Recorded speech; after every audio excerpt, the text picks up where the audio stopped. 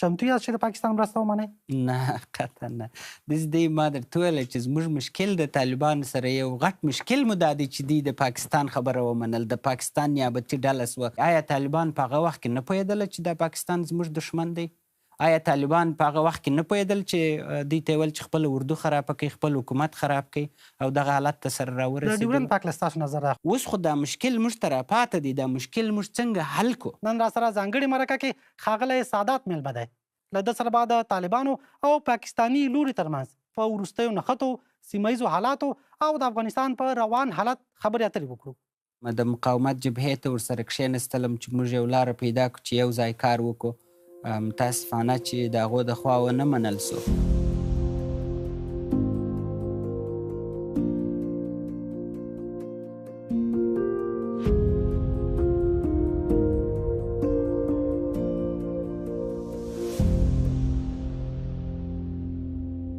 پیل کې به شو د پاکستان او د طالبانو ترمنځ وروستیو نښتو ته.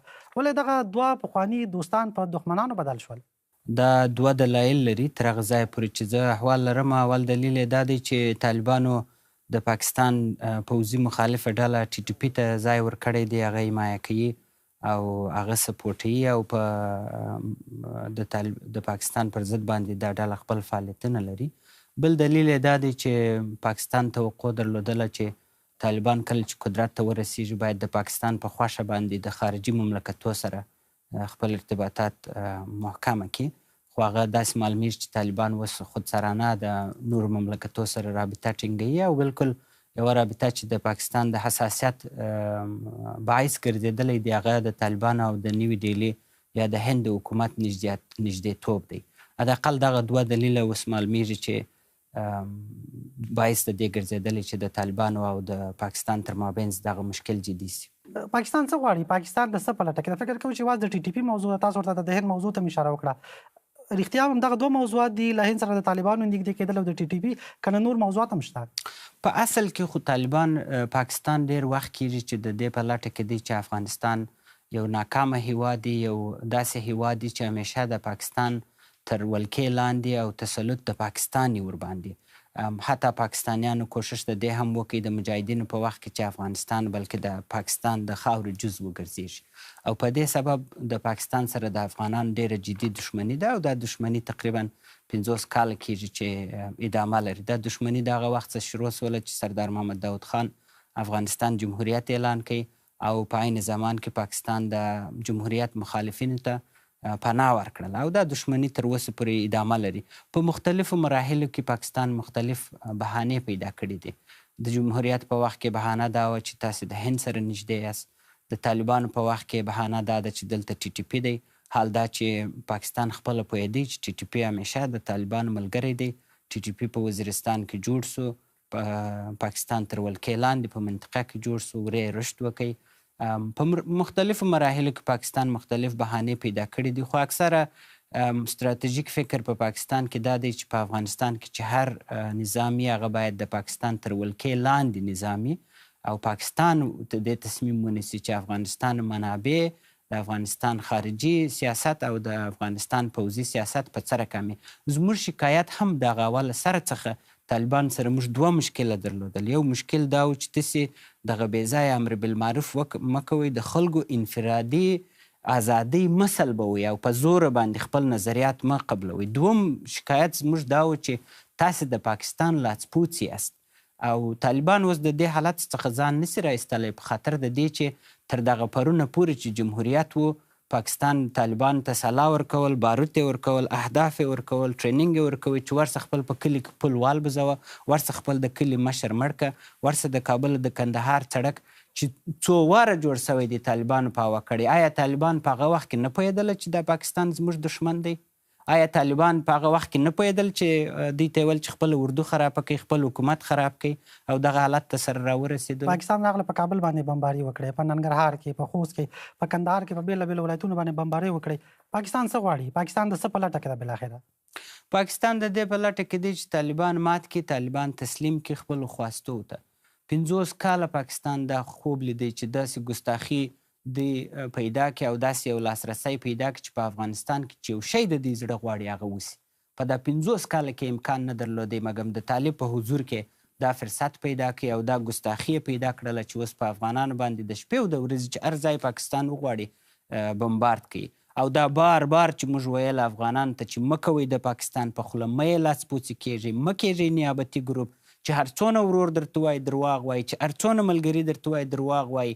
مګم طالبانو ونه منل، مجاهدینو ونه منل، د وطن یې یو وارې لوټې کوي. بیا هم په دا 20 کاله جمهوریت کې چې یو څه زیربنا موږ جوړه کړې ده، طالبانو په بمونو البوزوئ چې جمهوریت سقوط سو. اوس دا دی طالبان خپله پکښې کېناستي، پاکستان راځي پر دا سر یې ولي هغه زیربنا هم خرابوي.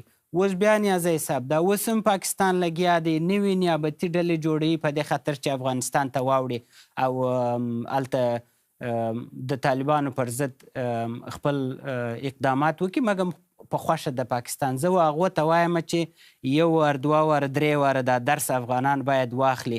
هر څوک چې د افغانستان د ازادۍ تمه لري هغه د مستقلانه مبارزه وکړي لکه موږ چې کوو. موږ د طالبان دوستان نه یو، طالبان زموږ دشمنان دي، پاکستان زموږ دشمن دی. هر څوک چې ازادي غواړي هغه باید اول خپل دشمن وپیژني، خپل حریف وپیژني، بعد هغه خپل د وطنوالو او د افغانانو په خواست او د دوی د ازادۍ دپاره جنګ وکړي. دا نو ازادي نسوله چې تر دې د مخ چې ته افغانستان ته داخل سي ولاړ سي د یو بل ملک غلامي قبول کړي، بیا د دې لارې څخه کوښښ وکړي چې د پاکستان د تیارو د پیسو په ضد افغانستان ته داخل سي. هغه به د افغانستان دپاره دغه بحران خشونت ته ویسي او دغه خشونت چې فعلا روان دي دا به 100 چنده په افغانستان کې زیات سي. متاسفانه جنرال صاحب څوک دي دا کسان دا نیابتي ډلې؟ په دغه وروستیو کې یو شمېر پخواني سیاستوال لاړل پاکستان کې، هلته یوه غونډه مو شوه.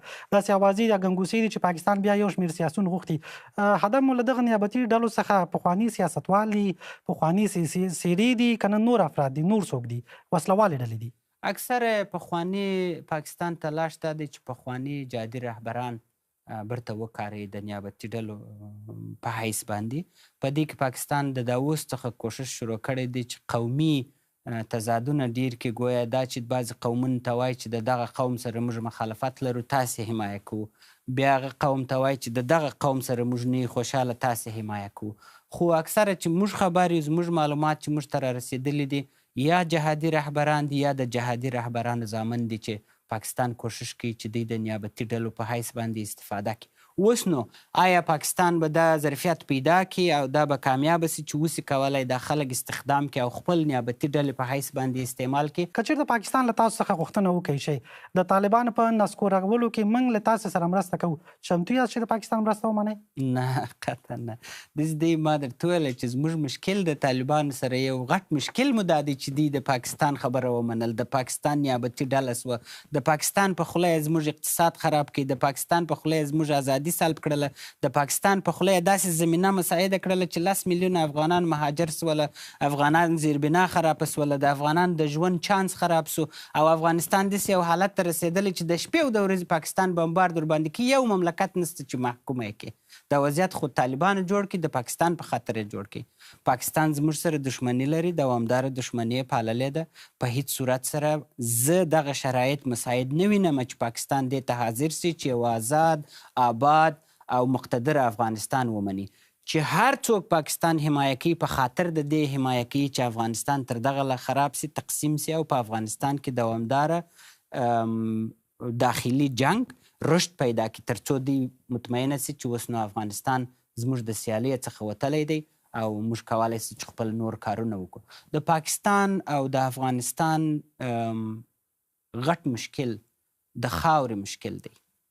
پاکستان همیشه کوښښ کوي چې افغانستان د یو خپل ستراتیژیک عقبې په حیث باندې استعمال کړي تر څو وسي کولی د افغانستان د خاورې څخه مرکزي اسیا ته تجارت وکړي، د افغانستان د منابعو څخه خپل په فابریکو کې کار واخلي او پرې نږدې چې خپل هغه غټ حریف چې هند دی چې دلته شاته یو لاسرسی پیدا کړي. همزمانه موږ هم بعضې خواسته لرو، مثلا موږ غواړو چې د پاکستان هغه د افغانستان هغه خاوره چې پاکستان لاندې کړې ده هغه موږ برته واخلو، خو اصلي زموږ مقصد دوامداره د افغانانو خواهش دا دی چې دوی اوس کولی بحر هند ته لاره پیدا کړي تر څو د افغانستان د شکوفایي اقتصادي سبب وګرځي. په دې مابینځ کې موږ هېڅ وخت داسې یو رای حل نه کوي پیدا چې عام افغانان اوسي کولی د بحر هند پر خوا باندې تجارت و بزنس و انکشاف وکړي او هم پاکستان وسي کولی چې مرکزي اسیا ته خپل اقتصادي توکي وسي کولی چې استفاده کړي او په عین حال کې دواړه ملته وسي کولی رشد وکړو. تر اوسه پورې داسې فرصت نه دی مساعد شوی. بلې د ډیورند په هکله تاسو وغږېدئ چې د خاورې موضوع ده. د ډیورند په هکله ستاسو نظر راخلو. ډیورند خلک ته تقسیم شوي دي په افغانستان کې. ځینې وایي چې دا مشکل حل شوی، ځینې اکثریت افغانان وایي چې نه دا د افغانستان خاوره ده او بیا به سره حساب کوو. ستاسو شخصا ستاسو نظر څه ده د ډیورند په هکله؟ بالکل ډیورند د افغانستان خاوره ده او په 1383 کال کې کله چې امیر عبدالرحمن خان د مور تیمور ډیورند سره دا توافق امضا کړي، دا توافق په انټرنیټ کې شته. دا د کرایې توافق دی، دا د خرڅلاو توافق نه دی، سند د خرڅ نه دی. او فیصله دا وسوله چې برطانوي هند به د پېښور او د بلوچستان څخه خپل د فوجونو د تګ راتګ دپاره استفاده کوي او د بلوچستان والي او د پېښور والي همزمانه به پاچا به یې په کابل کې ناست وي، د کابل امیر به د دې امیر او هغه مصارف چې دی کوي هغه دې راټول کړي او نور ټکس چې پاته کېږي حتی هغه باید کابل ته ورکړي. یعنې دا یو جنجالي سند موږ ته راپاته دی. دا سند د خرڅلاو سند نه دی، دا سند د جدا سوي خاورې سند نه دی. مګر اوس خو دا مشکل موږ ته راپاته دی. دا مشکل موږ څنګه حل کو؟ لکه تیر چې کرزي صاحب ویله چې ډېره ښه پالیسي وویلې چې دا خاوره زموږ ده، خو موږ نه غواړو د دې خاورې دپاره خونریزي سي په دواړو خواو کې. ډاکټر صاحب اشرف غني وویله چې دا د 19مې پیړۍ مشکل دی، باید په 21مې پیړۍ رای حل باندې دا رای حل سي. معنا یې دا ده چې د دغه خاورې د مشکل د حل دپاره باید مذاکره وسي، ډیپلوماسي وسي او د دوو ملتو په مابینځ کې تر نهایته پورې باید موږ کوشش وکړو چې خونریزي په دې کې ونه سي. په دې خاطر چې دا خو ډېره معلومه ده که د خونریزي موضوع سي افغانان دغونه غټ فوزي ظرفیت نه لري چې دا لاسته راوړي. او بل هغه خلک چې هلته دي، که د بلوچستان خلک دي، که د پېښور خلک دي، هوښیاره خلک دي، هغو ته باید موږ چانس ورکړو چې خپله دوی هم وسي کولی د دې تصمیم ونیسي چې د دوی سرنوشت څنګه باید وټاکل سي. بله جنرال صاحب، یو څه چې دا د طالبانو د پاکستاني لوري ترمنځ په نښته کې یو څه نه وی افغانانو ته، شاید تاسو ته هم نه وي، هغه د طالبانو لخوا د ډرون استفاده وه. په اسلام آباد باندې طالبانو ویل چې د ډرون بریدونه وکړه، په راولپنډۍ باندې، په کوهاټ باندې او په کوټه باندې طالبانو ویل چې موږ ډرون بریدونه کړي. ستاسو معلومات څه دي؟ جمهوریت کې موږ یو ټیم د ډرون د جوړول درلودی په امنیت ملي کې، چې متاسفانه هغه انجینران او هغه ځوان مخترعین ورې پاتې سوله او طالبانو برته دی وغوښتله. اوله برنامه د اناس حقاني د خوا شروع سوله او دا انجینران یې راوغوښتل تر څو دوی وسي کولی نوی ډرون سیستم جوړ کړي. او دغه یو څو دانې ډرونه چې دوی استفاده کړي دي د په کابل کې جوړ سوي دي. البته د هغه ډرونو څخه جوړ سوي دي چې د چینایي ډرونونه چې امنیت ملي د افغانستان د جمهوریت په وخت کې اخیستې وه، د هغو څخه استفاده سوي، انفجاریه مواد پکښې کې ګډ سوي دي. دا یو ډېر محدوده د ډرون برنامه ده او فکر نه کوم طالبان د دې ظرفیت ولري چې دا رشد ورکړي لکه ایران چې رشد ورکړي یا اوکراین یا نور ځایو ورکړي. په دې خاطر چې دا ډرونونه ډېر پیچیده دي او بعضې هغه پرزې او سامانونه غواړي چې هغه طالبان لاسرسی نه ورته لري او په دنیا کې په آزاد بازارو کې نسته. هغه یوازې د حکومتو د غټ کمپنیانو په لاس کې دی. دغه څو ډرونونه چې تاسو وایي چې لري، چا ورسره مرسته کړې؟ فکر کوم په ځانګړي ډول د پرزو په برخه کې جمهوریت نه پاتې وي، که نه طالبانو ترلاسه کړي او ډرونه جوړ کړي؟ دا تیار ډرونونه وه چې د چین څخه د کشفي عملیاتو په خاطر امنیت ملي اخیستې وه. دوی یوازې هغه اخیستې دي، تغییرات یې پکښې کې راویستلي دي، هغه ډرونونه استفاده کړي. دوی د ځانه نوی ډرون نه دی جوړ کړی تر اوسه پورې، حداقل زه نه یم ورباندې خبر. او د نوي ډرون د جوړولو دپاره خامخا طالبان ظرفیت دغه نه لري او کومک به غوښتنه کړې. د روسیې څخه طالبانو بار بار غوښتنه کړې ده د ضد هوایي راکټ په خاطر او د پیشرفته اسلحې په خاطر چې وسي کولی د قوای هوایي پر ضد باندې استعمال سي. د چین څخه یې خواهش کړی دی، خو دواړه روسیې او چین تر اوسه پورې طالبان ته سلاح یا داسې ټکنالوژي نه ده ورکړې چې هغه په دفاعي صنعت کې وکارول سي. په پاکستان باندې د طالبان لخوا د ډرون بریدونه په پاکستان کې په پراخه کچه باندې غبرګونونه درلودل. تاسو به خبر یاست چې حتی نړیوالو رسنیو پرې راپورونه خپاره کړل. که رښتیا هم طالبان ډرون ته لاسرسی پیدا کړي یا دوی وتوانېږي چې په زیاته کچه ډرون جوړ کړي، د پاکستان لپاره سرخوږی یې جوړولی شي؟ بالکل د طالبانو لوی ظرفیت په پاکستان کې به هوایي ظرفیت نه وي. چې هر څونه ډرونونه جوړ کړي بیا هم دغونه موثره نه دي. د طالبانو موثریت د پاکستان د ناامنۍ دپاره د طالبانو هغه روابط دي چې په مدرسو کې په دا 30 کاله کې جوړ کړي دي. د پاکستان په اکثره مدرسو کې طالبانو درسونه ویلي دي، استادان یې طالبان پاتې سوي، شاګردان خو یې بالکل طالبان وه او دوی کولی سي چې د دغه مدارسو څخه خلک استخدام کړي او ورې دننه د پاکستان پر ضد باندې استعمال کړي، چې اکثره دا کارونه دوی کړي. د پنجاب څخه رانیولې بیا تر بلوچستانه پورې، د بلوچستان څخه رانیولې بیا تر ډیرو تر چتراله پورې په دا ټولو مدرسو کې طالبان پاتې سوي دي، روابط لري. او پاکستان هم داسې یو ملک دی چې متحده ملک نه دی، مختلف قومونه، مختلف مذهبي بخشونه یو د بل سره مخالفتونه لري او طالبان کولی سي د دې مخالفتو څخه استفاده وکړي او په پاکستان کې ناامني او خشونت ته ډېر زیات رشد ورکړي. بل د طالبانو لاسرسی ټي ټي پي ته، د ټي ټي پي په استعمال کې او د القاعده په استعمال کې، خصوصا د القاعده بر صغیر اوس خپل ټوله تعهد دې ته ورکړی دی چې د ټي ټي پي سره کومک وکړي او د پاکستان دننه د ټي ټي پي عملیاتو ته ډېره حمایه ورکړي تر څو وسي کولی دا خشونت مخ ته ولاړ سي. زه داسې پیشبیني کوم چې متاسفانه هغه معلومات چې زه لرم دا دی چې په منطقه کې به وضعیت ډېر زیات خونړی سي، ډېر زیات بحراني سي او ډېر زیات خطرناکه سي. د ټي ټي پي خیبر عملیات د القاعدې حمایه لري، د طالبانو حمایه لري. د بعضې مملکتو لکه هند دوی هم کوشش کوي چې د عملیاتونه حمایه کې خپل په نفع استعمال کړي، نو دا به په 6 کال په پاکستان کې ډېر غټ بحران راولي. دغونه امنیتي بحران به غټ سي په پاکستان کې چې د دې امکان شته چې پاکستان کې نظامي کودتا وسي او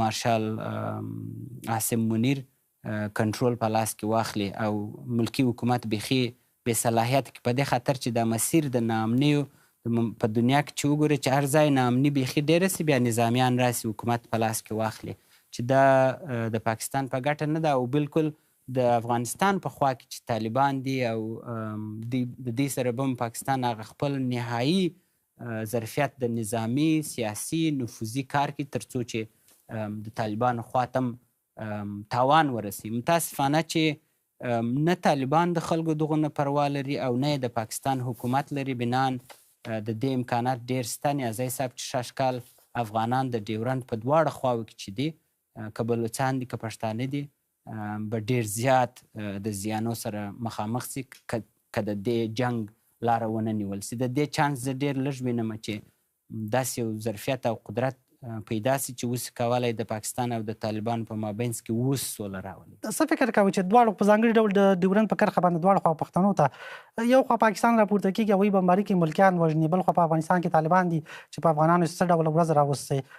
د افغانانو راتلونکي ته تاسو په کوم نظر ګورئ؟ لنډ ځواب که راکړئ. که حالات لا ترینګلي کېږي، حالات کوم خواته ځي؟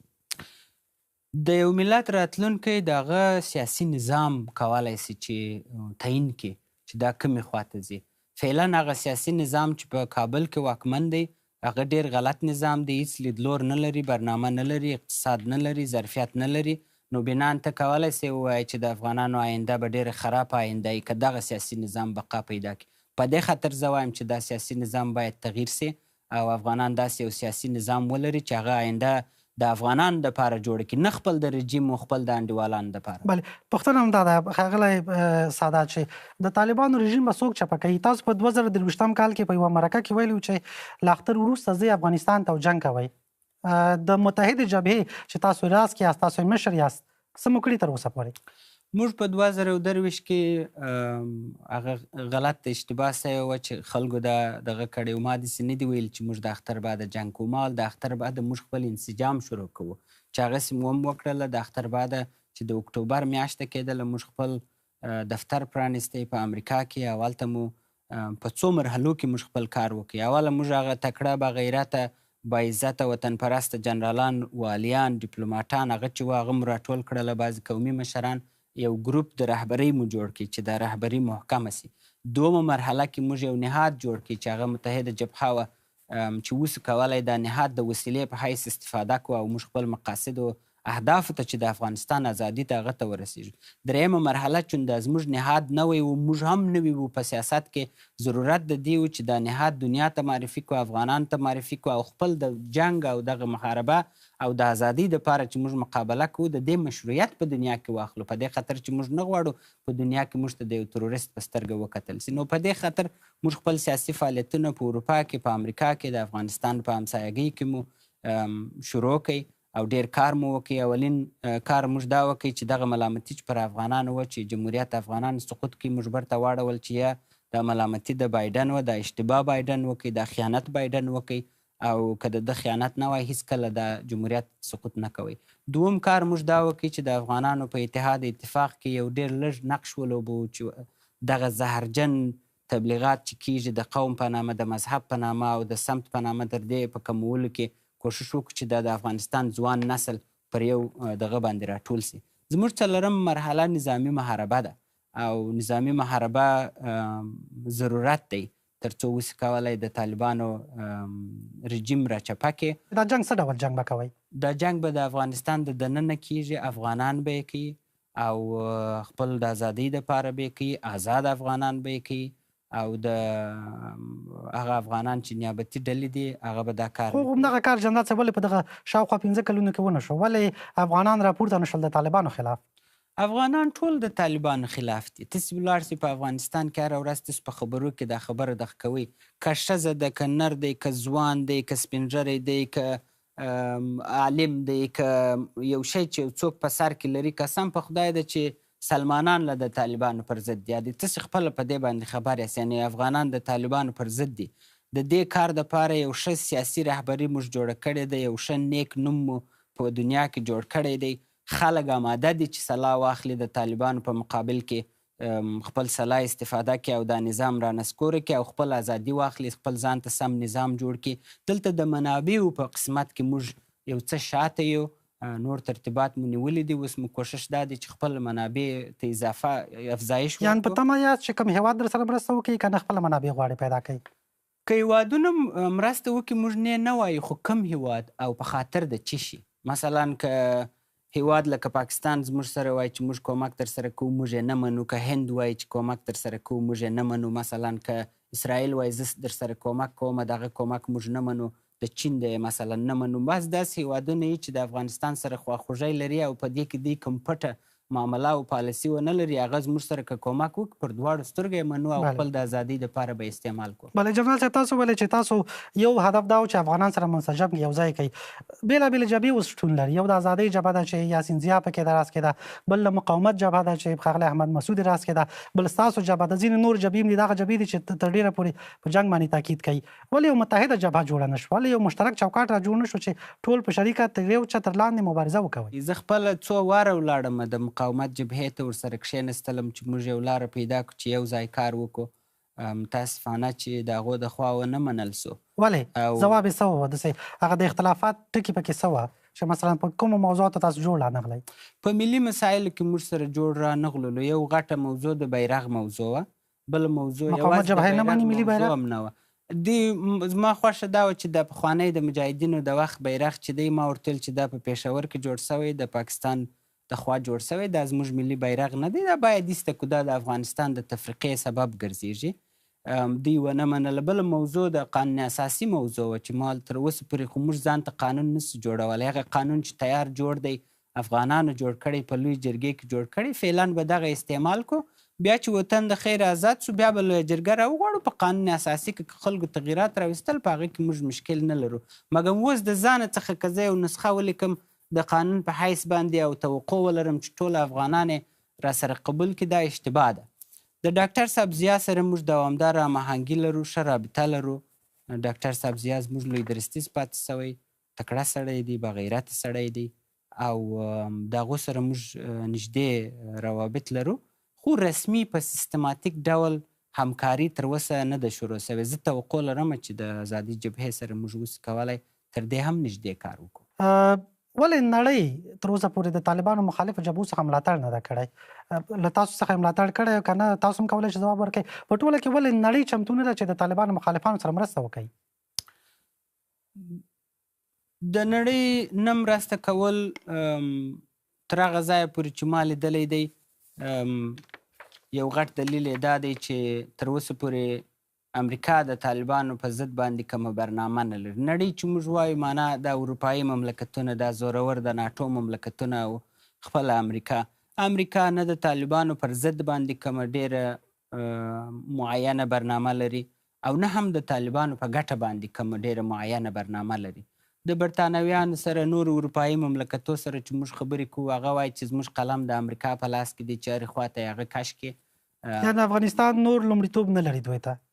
افغانستان ارزښت ورته لري، بالکل یې لري، خو د نړۍ سیاست داسې پیچیده سوی دی چې اوس داسې مشخصه سیاست د افغانستان په مورد کې نسته چې هغه اوس کولی د افغانانو په درد وخوري. دا سیاستونه شته، منه د حقوق بشر د تقبیح په خاطر، د مدني جوامعو د آواز په خاطر دا شیان شته، مګم هغه شی چې عملا نوسي کولی افغانان د لوږې څخه راوباسي، افغانان د ناامنۍ څخه راوباسي، افغانان د مهاجرتو څخه خلاص کړي، افغانستان ته امنیت راولي، نړۍ یې نه لري. ډېر مشخص درته وایم دا باید موږ جوړ کړو، موږ یې رهبري کړو او د دې جرأت موږ پیدا کړو چې دا خپله برنامه موږ خپله عملي کړو. ډېره زیاته مننه ښاغلی جنرال سمیع سادات چې زموږ بلنه منله. ډېره مننه. تشکر ژوندی اوسې.